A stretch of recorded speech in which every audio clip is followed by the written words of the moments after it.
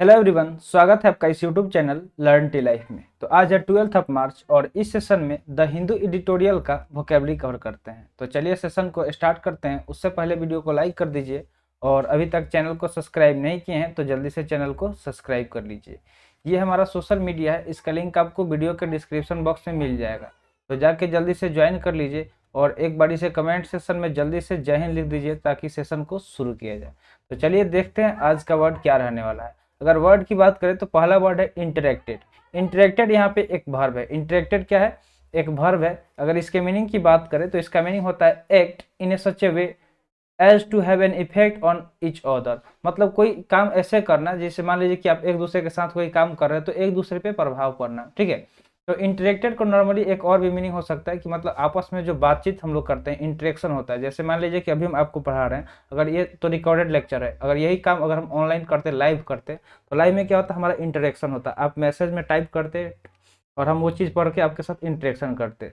तो इंटरेक्टेड मतलब क्या हो गया? बातचीत हो गया। नॉर्मली इसका हिंदी मीनिंग क्या हो जाता है? बातचीत हो जाता है। अगर इसके सिनोनिम्स की बात कर लें तो इसका सिनोनिम्स इंटर रिलेट हो जाएगा, इंटरचेंज हो जाएगा, लिंक हो जाएगा या फिर इंटर कनेक्ट हो जाएगा। तो ये सब इसके क्या हो जाएंगे? सिनोनिम्स हो जाएंगे। ठीक है, तो यहाँ पे इससे रिलेवेंट पिक्चर भी इंसर्ट कर देते हैं, तो पिक्चर आप यहाँ से देख सकते हैं।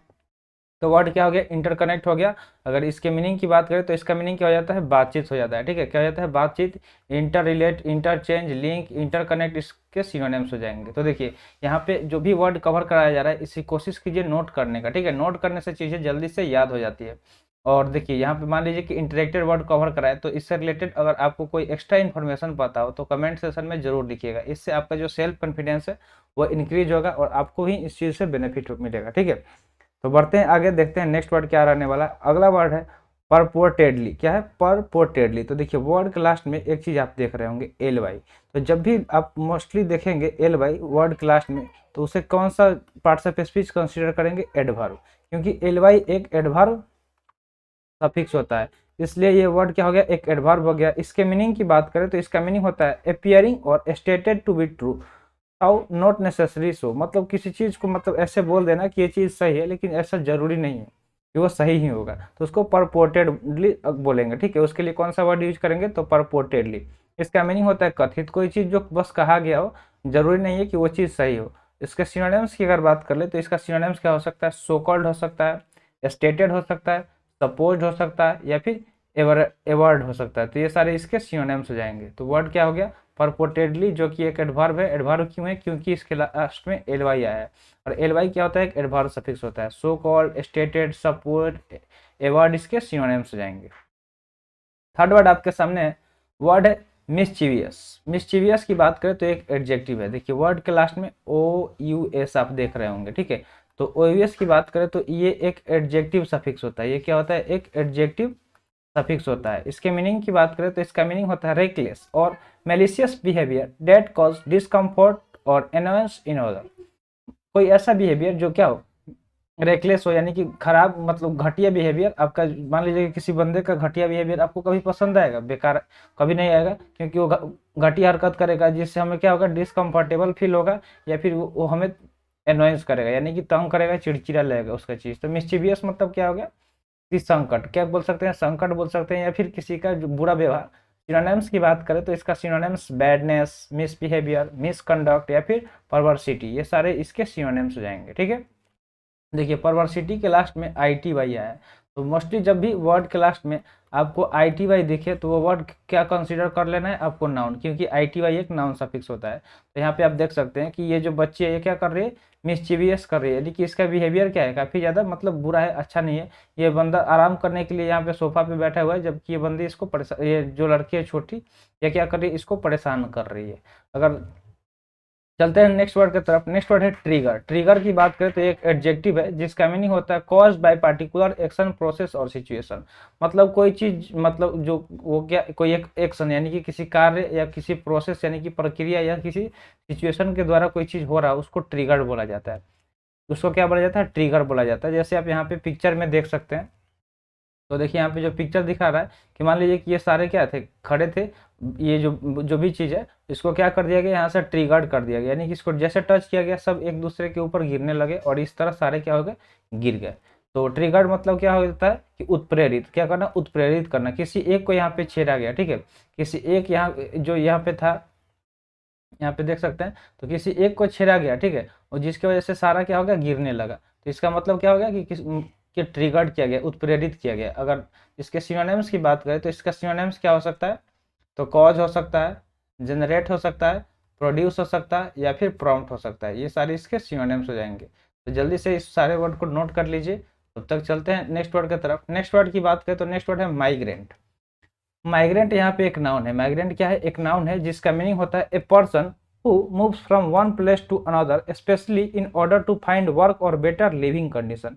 मतलब कोई भी पर्सन जो क्या कर रहा हो, एक जगह से दूसरे जगह जा रहा हो, और उसके जाने का कोई पर्पस होना चाहिए। पर्पस ये कि मतलब अच्छा रहन सहन कहीं हो, और वहाँ खाने के लिए या रहने के लिए, मतलब अच्छा उसका जो लिविंग कंडीशन है, जीने का जो कंडीशन है वो अच्छा हो, इस वजह से वो क्या कर रहा हो, एक जगह से दूसरे जगह जा रहा हो, ठीक है। जैसे इंडियन ही बहुत सारे क्या करते हैं, बहुत अलग अलग कंट्री में चले जाते हैं, फॉरेन कंट्री में, वहाँ जाके बस जाते हैं, क्योंकि उनको वहाँ का कंडीशन अच्छा लगता है, लिविंग कंडीशन, तो उसको माइग्रेट बोलेंगे, यानी कि प्रवासी। इसका हिंदी मीनिंग क्या हो जाएगा, प्रवासी हो जाएगा। तो चलिए जीके का एक क्वेश्चन है आपके लिए।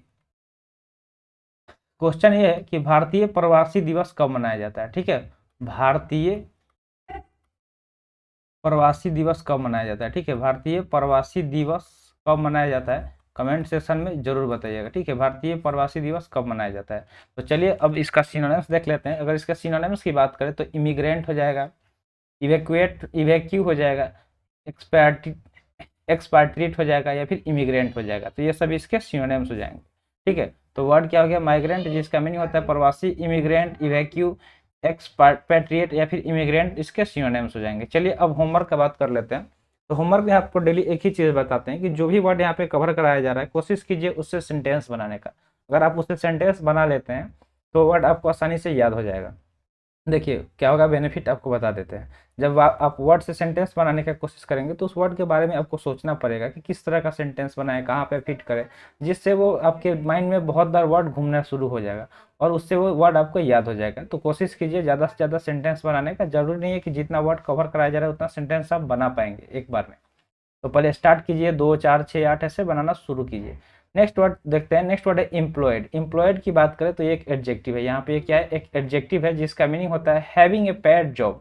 मतलब कोई भी बंदा जिसके पास एक जॉब हो और उससे वो पैसे ले रहा हो, उससे पैसे कमा रहा हो, तो उसको एम्प्लॉयड बोलेंगे। जैसे आप अभी तैयारी कर रहे हैं, एक टाइम ऐसा आएगा जब आप अपना एग्जाम क्लियर कर लेंगे और आपके पास एक जॉब होगा जिसके थ्रू आप पैसा अर्न करेंगे, तो आपको क्या बोला जाएगा, एम्प्लॉय बोला जाएगा, ठीक है। यानी कि एम्प्लॉयड मतलब क्या हो गया, कि जो कोई जॉब कर रहा हो, यानी कि कार्यरत हो। सिनोनिम्स की बात करें तो इंगेज्ड, हायर्ड, ऑक्युपाइड या फिर बिजी, ये सब इसके सिनोनिम्स हो जाएंगे। इंगेज, हायर्ड, ऑक्युपाइड या बिजी। यहाँ पे पिक्चर में देख सकते हैं कि ये लड़की क्या कर रही है, काम कर रही है, इसके पास जॉब है, ठीक है। अगला वर्ड आपके सामने है, वर्ड है विजुअल्स। विजुअल्स की बात करें तो ये एक नाउन है। विजुअल्स क्या है, एक नाउन है जिसका मीनिंग होता है ए पिक्चर, पीस ऑफ फिल्म और डिस्प्ले यूज टू इलस्ट्रेट और एक्कम्पनी समथिंग। मतलब कोई भी चीज़ जो, जैसे कि एक पिक्चर हो गया, एक फिल्म का कोई एक छोटा सा पार्ट हो गया, जो या कोई डिस्प्ले कर रहे हो, कोई चीज़ दिखा रहे हैं, जो क्या कर रहा हो, इलस्ट्रेट कर रहा है या फिर एकम्पनी कर रहा हो किसी चीज़ को, यानी कि दृश्य, इसका हिंदी मीनिंग हो जाएगा। विजुअल्स मतलब क्या होता है, दृश्य, यानी कि जो दिखाई दे रहा हो। सिनोनिम्स की अगर बात करें तो इसका सिनोनिम्स ग्राफिक्स हो जाएगा, डायग्राम्स हो जाएगा, इलस्ट्रेशन हो जाएगा या फिर फिगर्स हो जाएगा। तो ये सारे इसके सिनोनिम्स हो जाएंगे, ठीक है। तो वर्ड विजुअल्स हो गया जिसका मीनिंग दृश्य होता है, क्या होता है, दृश्य होता है। ग्राफिक्स, डायग्राम, इलस्ट्रेशन या फिर फिगर इसके सिनोनिम्स हो जाएंगे। अगला वर्ड है एप्रीहेंशन। देखिए एप्रीहेंशन की बात करें तो इसके वर्ड के लास्ट में आईओएन आया है। अगर आईओएन की बात करें तो आईओएन क्या होता है, एक नाउन सफिक्स होता है। आईओएन क्या होता है, एक नाउन सफिक्स होता है। इसके मीनिंग की बात करें तो इसका मीनिंग होता है एंजाइटी और फियर दैट समथिंग बैड और अनप्लेजेंट विल हैपन। मतलब किसी को डर होना या एंजाइटी होना, उसको मतलब बेचैनी होना, घबराहट होना कि कुछ बुरा होने वाला है। जैसे जैसे आप एग्जाम अच्छे से तैयारी नहीं करके गए और आपका एग्जाम आ गया अचानक से, ठीक है, आपका एग्जाम का डेट आ गया, फिर आपको क्या होना, एंजाइटी होने लगता है, डर लगने लगता है कि क्या होगा, कुछ बुरा तो नहीं हो जाएगा। तो यहाँ पे समथिंग बैड नहीं हो जाएगा, समथिंग बैड हो जाएगा, ठीक है।